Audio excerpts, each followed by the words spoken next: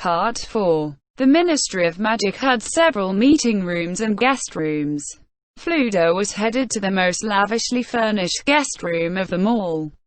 It was a room which was only used for visits from the Emperor or other highly placed people.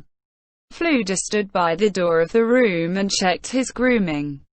His robe was exquisite and fit to be worn to the evening galas organized by the Emperor, while the splash of cologne on his collar and sleeves radiated a heartening fragrance.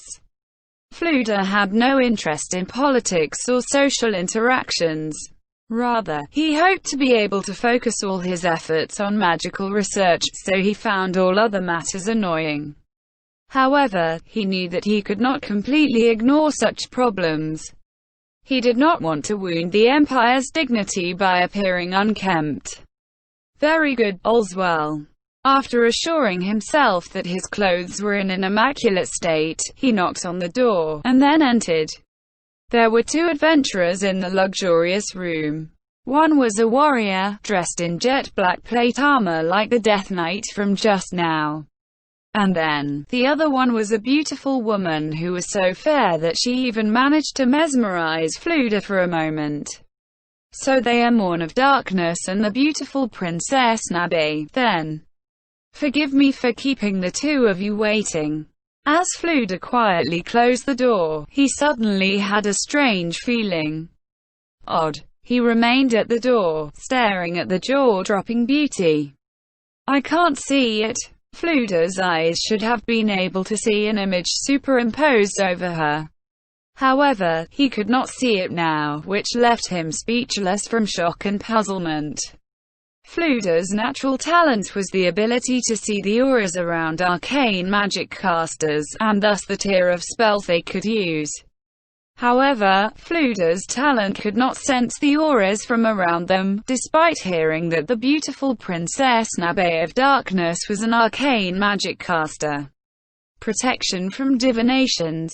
That was the only possibility, but that in turn raised new questions of its own.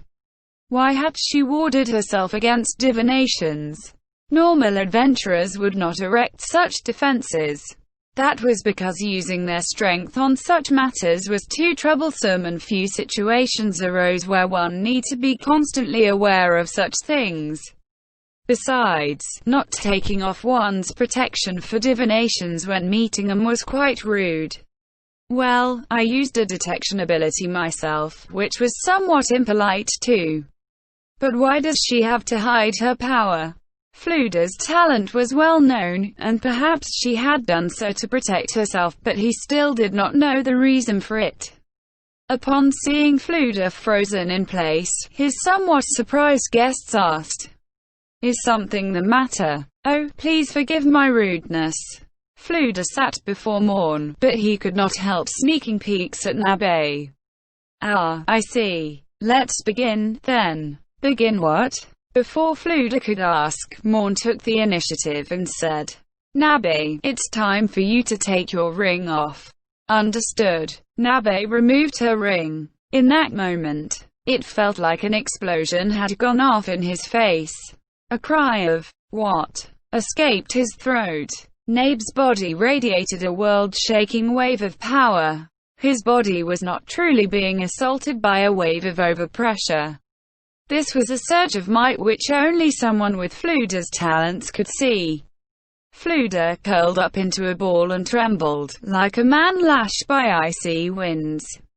Impossible. It was not possible. It could not be possible. There was no way that there was someone more powerful than himself. But he could not reject it out of hand, because the scene before him was reality. His ability had never betrayed him before. Her power was far in excess of his. That was the pure and undeniable truth. The seventh. No, don't tell me. This flow of power is the proof of the eighth. If that was so, then it would be the stuff of legends.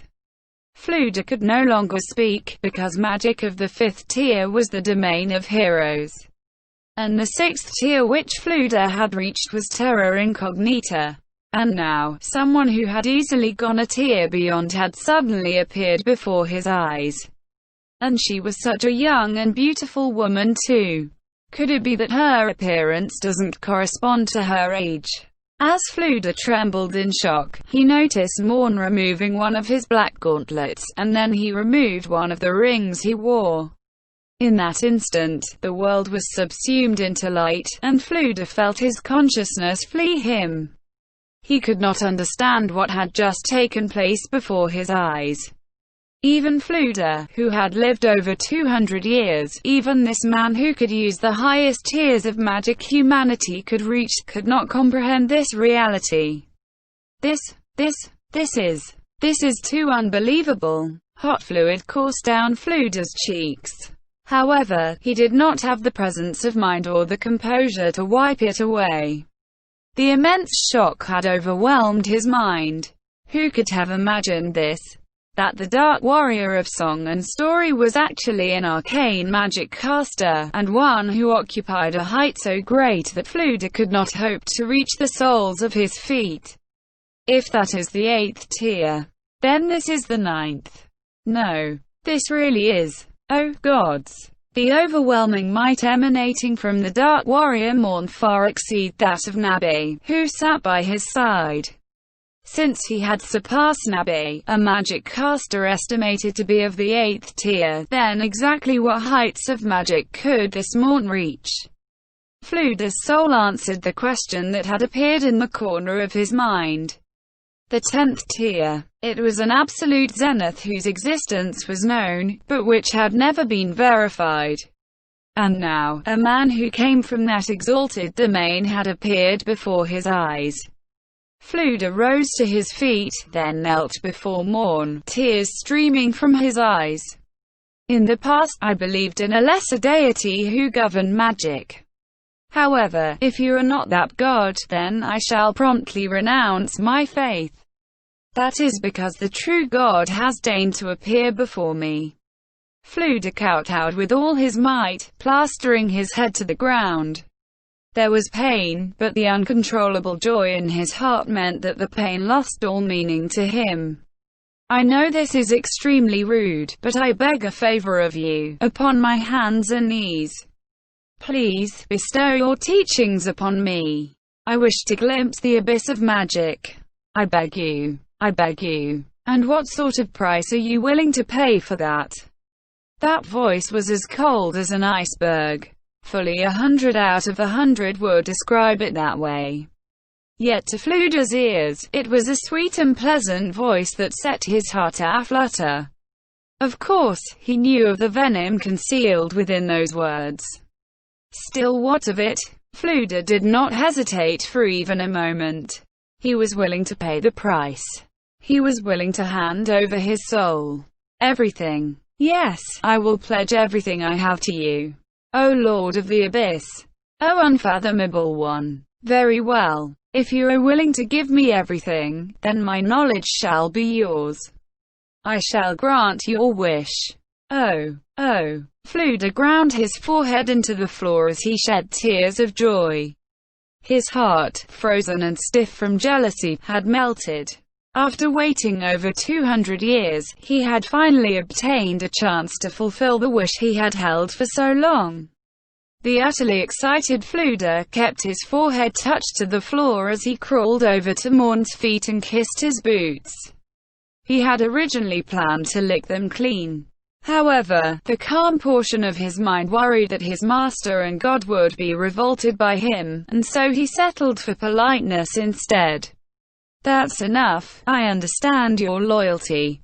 Oh, thank you, my master. Now then, your first order.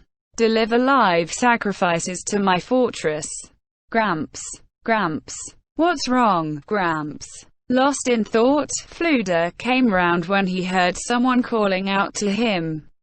Fluda blinked a few times, then he remembered where he was, and nodded to the person who had called out to him. Forgive me, your majesty. I was thinking about something. Before, Fluda was the only person who could call him Gramps. That person was the emperor of the Baharuth Empire, Jiknavrun Farlord El Nix.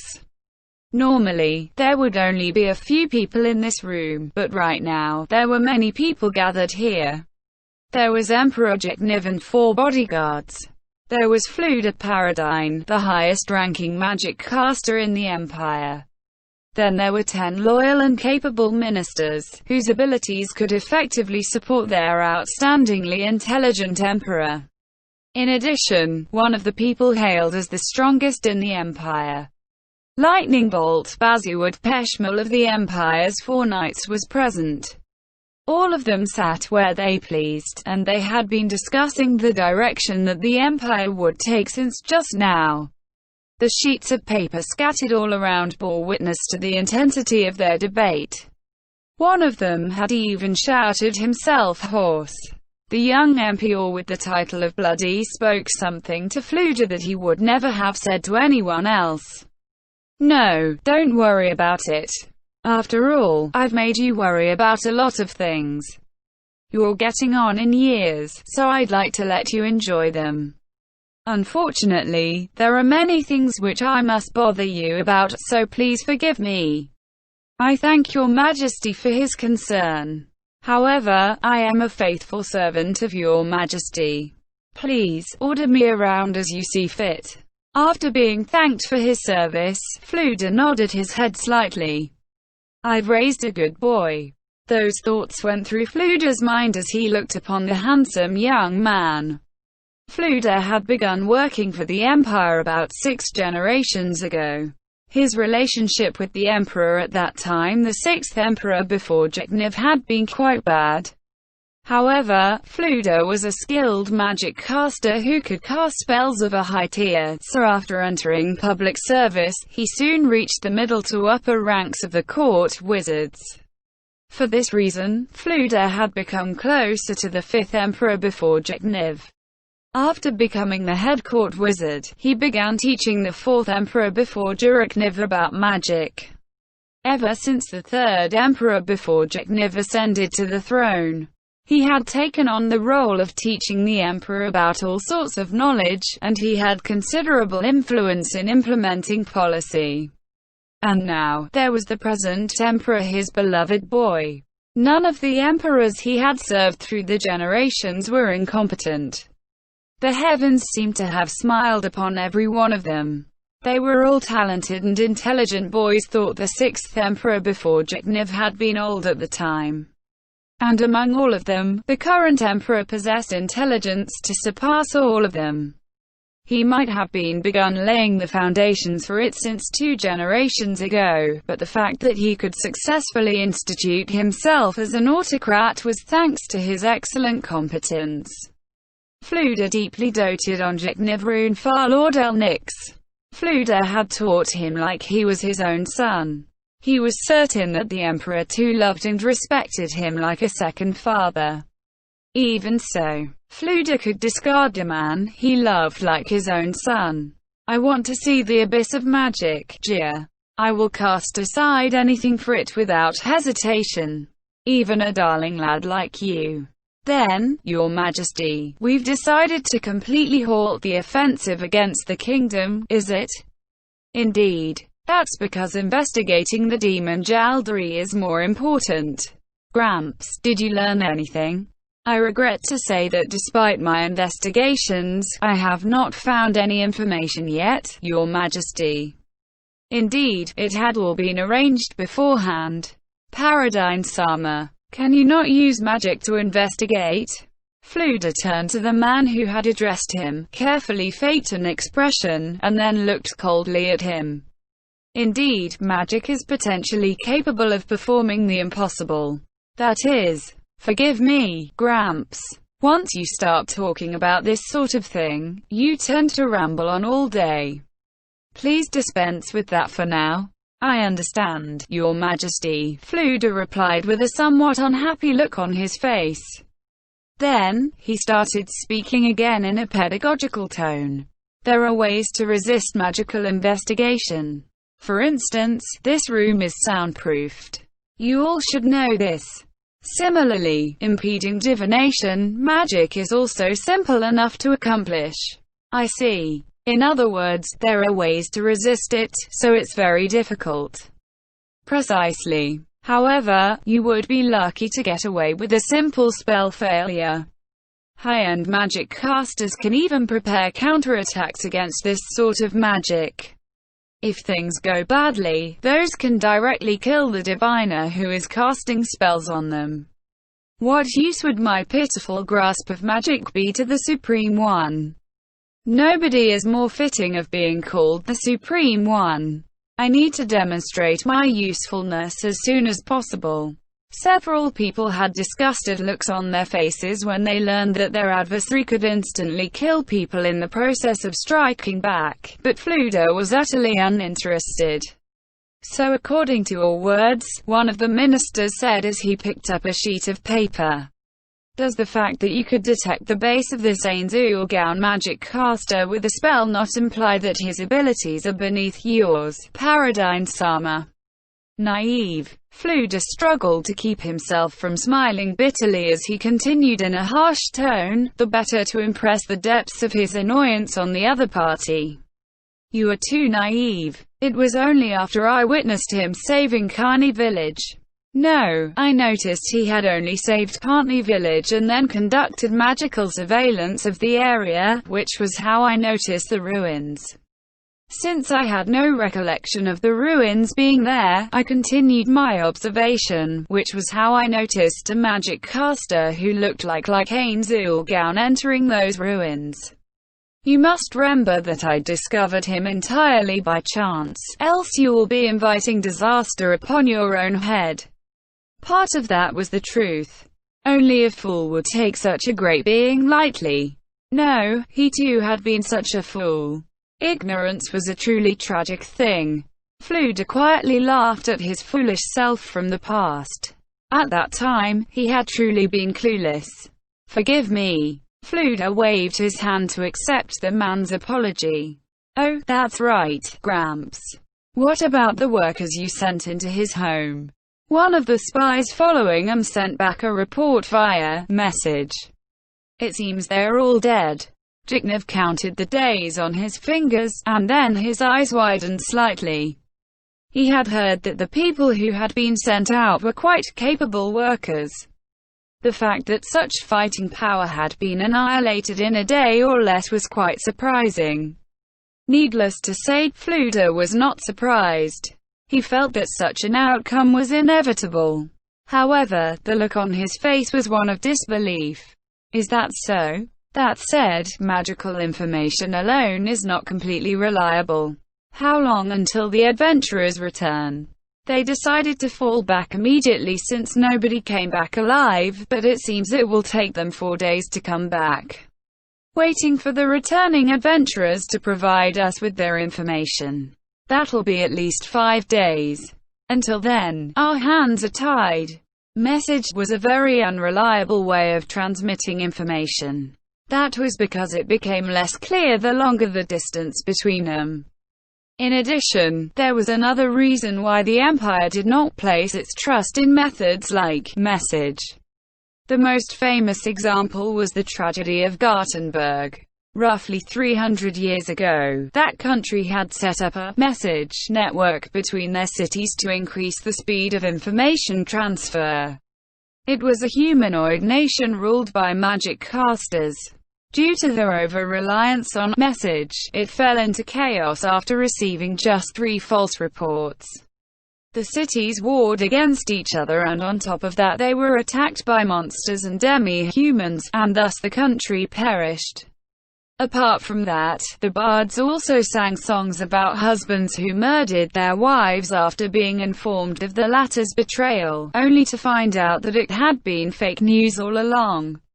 As a result, very few people trusted message for passing on information. Rather, those who placed too much faith in message were treated as idiots. Jignev was one of them. He made use of message. However, he corroborated it with intelligence from other sources. He would never solely rely on magic. Still, that man was a moron. If he had hired workers from Irantal, things would have fitted our plan better. Of course, it's precisely because he's incompetent that he was dancing in the palm of my hand, but being too useless is problematic too. He ought to be better bait, at least. It is as your majesty says. Jiknev furrowed his brows as he heard Fluda agree with him. Fluda had proposed a plan several days ago, which he had accepted. Said plan had two aims. The first was to grasp Ain Zulgaon's personality. According to Fluda's investigations, Ain Zulgaon's reaction was to not leave the tomb for several days, so they determined that said tomb was his home base. Thus, they dispatched the workers there to observe how Ain Zulgaon would react. Would he treat the people who barged into his domicile kindly, or mount stiff resistance? In the end, the workers had been slaughtered to the last, and from there, they had learned about part of his character. The other aim was to ruin the kingdom's relationship with Ain Zulgaon. It would have been better to hire workers in Irantal, but unfortunately things had not gone that smoothly. It seems he was not that stupid after all.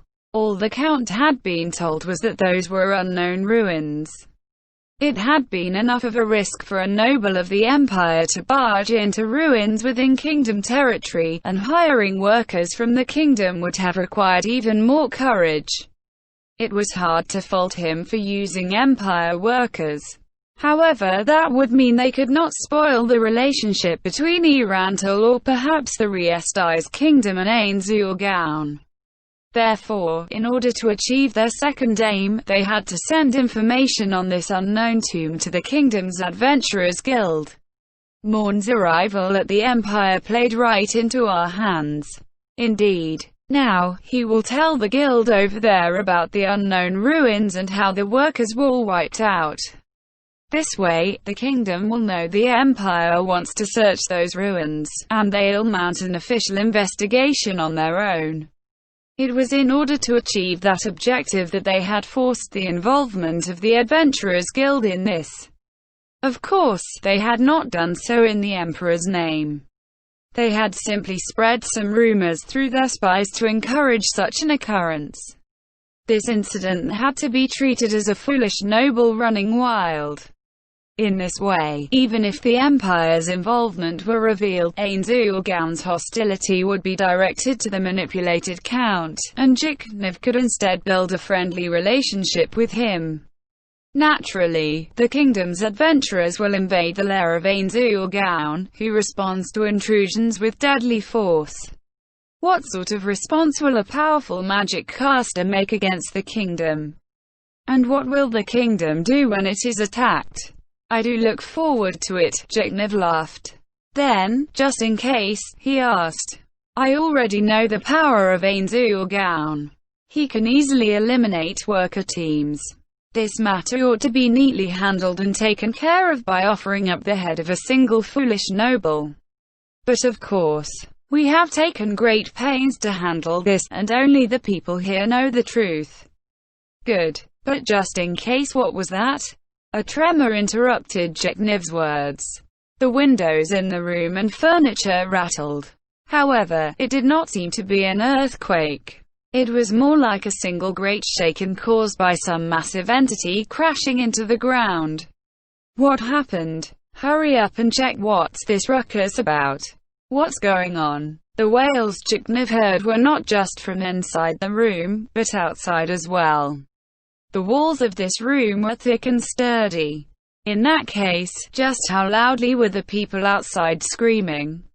What had brought about this screaming, the least suitable sound for this place? One of his vassals looked at the courtyard from whence the screaming came, and after examining the situation, his face turned pale as he answered Jiknev's question. Your Majesty, a dragon. A dragon has landed in the courtyard. For a brief moment, a wave of stupefaction passed through the room. Nobody could immediately pass the meaning of that sentence. No, they could not understand it. Everyone knew that he could not be lying, yet they all ran to the window to witness it with their own eyes. They practically tore open the heavy curtains. After seeing what lay beyond them, The scene outside the translucent glass window, that of a dragon in the middle of the courtyard. Every single one of them was speechless and gawping with their mouths open. Why is there a dragon there? Where did that dragon come from? Foreign Affairs. Which dragon riding bull was scheduled to barge into the courtyard today? I don't know anything about this. Have you seen the Council Alliance's dragons before? Could that be a dragon from the Council Alliance? That dragon doesn't match the description I was given. A diplomat told me, so it ought to be reliable. All that isn't important. Surely the biggest problem is letting the opposition force their way into the Imperial Palace, right? His Majesty is here. What are the Royal Air Guards doing? Dragons possess powerful bodies sheathed in thick scales. Their lifespans vastly exceed those of mankind. They had all manner of special abilities and magic, and they were the mightiest beings in the world. Of course, dragons' strength varied between individuals, and there were occasional stories of an adventurer defeating a dragon. But throughout the course of history, there were also cities devastated by a wrathful dragon, and sometimes even entire countries. A city in a country from the south had been destroyed by a dragon some 20-odd years ago, and it was still fresh in people's memory. The fact that such a being had appeared in the middle of the Imperial Palace was a grave situation. Even Jeknev held his breath as he surveyed the situation. Just then, he saw two people hop down from the dragon's back. He squinted, and saw that they were two children whose skin had been tanned by the sun. Those ought to be dark elves. Fluda calmly stated the species of those two. Paradine Sama. Where did that dragon come from? And who are those two people? Well, I don't recognize that dragon. The dragon in the courtyard was surrounded by knights, to say nothing of the two people who had just alighted from it. Those knights were the pride of Empire, yet he could not bring himself to put his faith in them when they stood before a dragon. That was the strongest living being for you. A man strode forth from among the knights, a man who carried a shield in each hand. Oi, is he going out there? While it can't be helped. Losing him like this would be a shame. The person who had stepped forth was one of the Empire's 4 knights. The immovable Nizami Yenik. He was one of the topmost warriors in the kingdom, the most adept of the 4 knights at defensive battles. This warrior might be able to resist many energy attacks, but he seemed awfully insignificant when compared to a dragon. Everyone could only nod in agreement at Lightning Bolt Baziwad Peshmal's prediction of his colleague's fate. Your Majesty, please take shelter. Where can we run? Tell me, where can we find safety? Jeknev snorted at the suggestion from the minister, who had come to his senses. But I understand what you want to say. But if we abandon the Imperial Palace and run, we will become the butt of jokes. The same applies even if our adversary is a dragon. While it does not look like a dragon of the Council Alliance, if our foe did this while knowing, I would not flee. They say dragons are very intelligent. It seems it knows the Empire's political situation very well. Jeknev could apply pressure to the nobles because he had the military power of the knights as backing.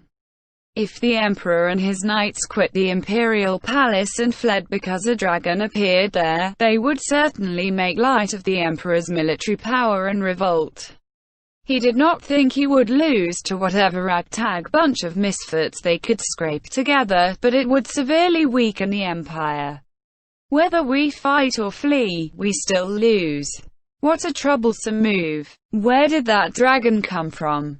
Soon, more and more people gathered in the courtyard. There were 40 Imperial Guardsmen surrounding the dragon and the two people, as well as 60 knights.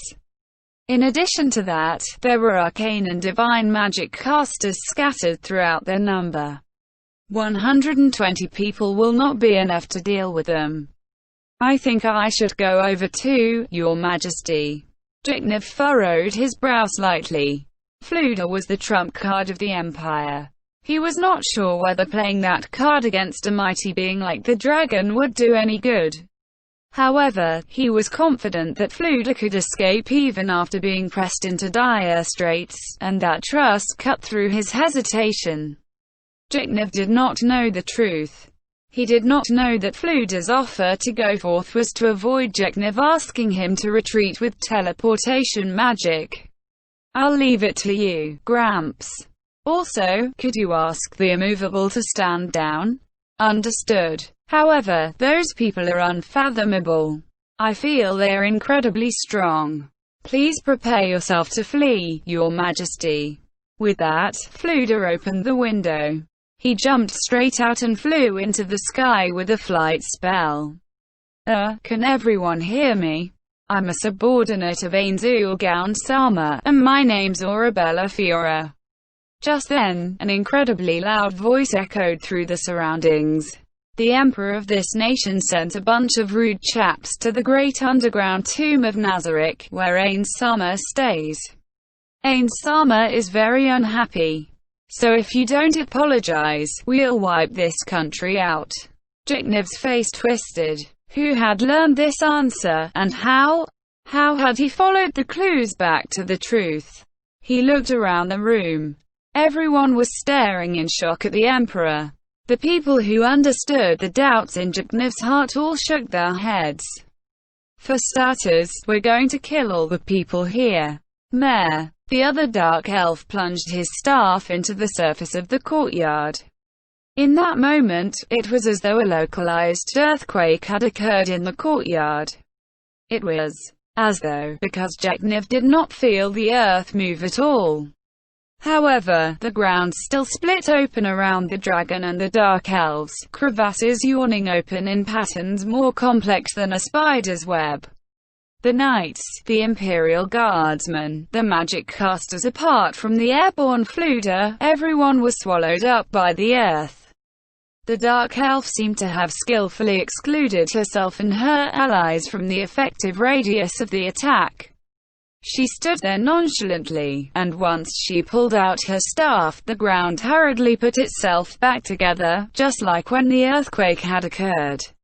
However, since it had come together too quickly, the ground swelled up, following the previous spiderweb pattern, and it became a small hillock. The knights who had been gathered in the courtyard just now had all vanished without a trace. The end had come too suddenly. Alright, we killed them all. Now then, for all the humans in this city. I don't know who's the emperor, so never mind. If the emperor doesn't show himself right now, we'll destroy this city. Emperor-san, please come out now.